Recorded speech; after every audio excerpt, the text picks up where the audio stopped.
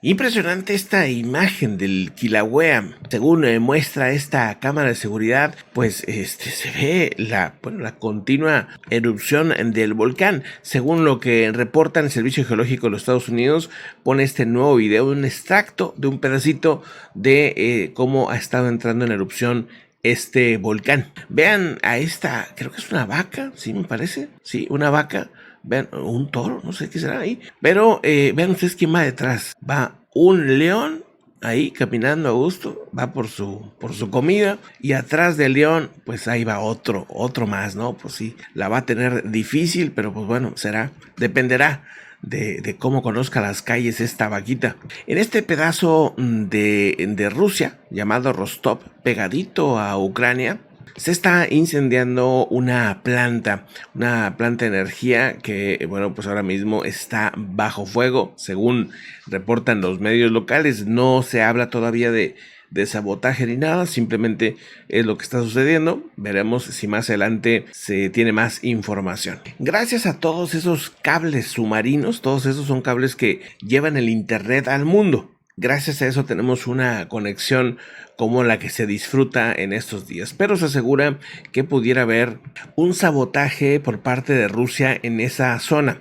Aseguran Dmitry Medvedev, el aliado muy cercano a Vladimir Putin, que no había una razón para la que Moscú no destruyera los cables de comunicación submarinos de sus enemigos, dado, dice, que hay una complicidad occidental en las explosiones del oleoducto Nord Stream, decía. El 26 de septiembre del año pasado se registró esa famosa explosión de Nord Stream y ahora, pues dicen, el expresidente ruso, insisto, ahora aliado de Vladimir Putin, obviamente lo apoya en todo, dice: si procedemos de la complicidad comprobada de los países occidentales en la voladura del Nord Stream, entonces no tendremos restricciones ni siquiera morales para evitar que destruyamos las comunicaciones por cable del fondo del océano de nuestros enemigos, dice el expresidente en ruso.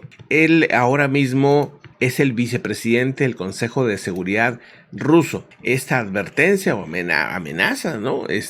Pues también es un poco parte del mensaje que suele dar constantemente Dmitry Medvedev, de dar advertencias, de dar, pues si tú me haces esto, yo te hago el otro, y ese tipo de mensajes. Los cables submarinos que atraviesan los océanos del mundo se han convertido básicamente en la arteria de la comunicación global. Su importancia, evidentemente, es cada vez más grande y claro, hay un desafío, que cuando hay enemistades, cuando hay guerras o potenciales conflictos, esto se vuelve un riesgo. Y ahorita el riesgo se ve hacia Rusia, incluso también hacia China. El mismo jefe de la alianza, de la OTAN, también advirtió el pasado mes de mayo que Rusia podría sabotear los cables submarinos para castigar a Occidente por apoyar a Ucrania. O sea, tanto la misma Rusia lo dice abiertamente como la OTAN ya tiene evidencias de que esto está pasando. Y es que recientemente había barcos pesqueros que resultaron no ser pesqueros. Unos periodistas vieron a unos barcos muy sospechosos, empezaron a tomar fotos con telefotos y se dieron cuenta que no eran pesqueros, sino que eran militares rusos. Y bueno, pues después ya se investigó esto por parte del Reino Unido y resultó que estos barcos pues evidentemente no eran pesqueros. ¿Y dónde estaban? Estaban sobre los cables submarinos. Se cree que está ahorita Rusia mapeando la zona para ver dónde están esos cables, en dado caso que lo necesita o lo requiera, pueda destruir esto, y sería pues dejar incomunicado aparte Europa con el mundo. En estos momentos son las 9 de la mañana cuando estoy grabando esta información.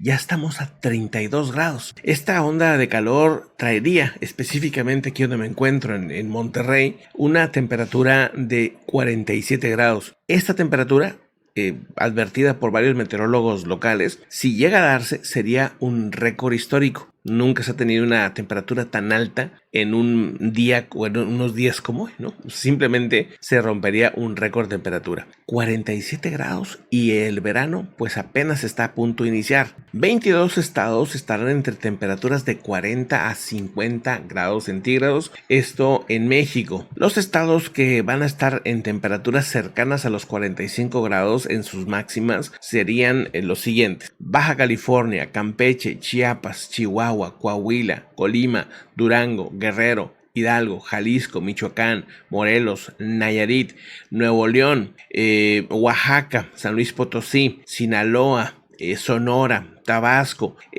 Tamaulipas, Veracruz, en Yucatán, son estados que estarán entre los 40 grados y los 45 grados. Por ahí va a estar oscilando la temperatura en su pico máximo. Así que, bueno, no se confíen, es una onda de calor bastante fuerte. Las altas temperaturas, según la Comisión Nacional del Agua, recomienda a la población evitar exponerse mucho a la radiación solar, no estar demasiado tiempo, obviamente, hidratarse, poner especial atención a los enfermos crónicos, a los más pequeñitos, a los niños y niñas, a los adultos mayores también, obviamente, así como dice seguir o atender las indicaciones del sector salud y protección civil, que van a estar constantemente alertando cómo va la cosa. Pero también hay buenas noticias. Por la tarde en algunos de estos estados habrá algo de lluvias y eso pues al menos podría calmar un poco el calor. Se espera que haya algo de lluvias, descargas eléctricas también, tormenta eléctrica, algo de granizo para Chiapas, Durango, Oaxaca, posiblemente algunos chubascos para Coahuila, para Guerrero, Quintana Roo, Veracruz y Zacatecas. Esta es la tercera ola de calor que hemos estado ya comentando anteriormente, así que pues bueno, cualquier detalle distinto lo estaremos informando. Ojo también para el sur de los Estados Unidos, Texas, Florida, Arizona, etcétera, que también pues tendrán temperaturas muy altas, y evidentemente para Centroamérica, como pueden observar, esta es parte pues de toda esta ola de calor que también afecta el Caribe. En Grecia, cercano a las costas de Grecia, se hundió una embarcación donde iban pues muchísimas personas, muchísimos migrantes. Ya se sabe que al menos 78 habrían perdido la vida, pero iban 500. Según los medios griegos, aproximadamente 500 personas iban ahí.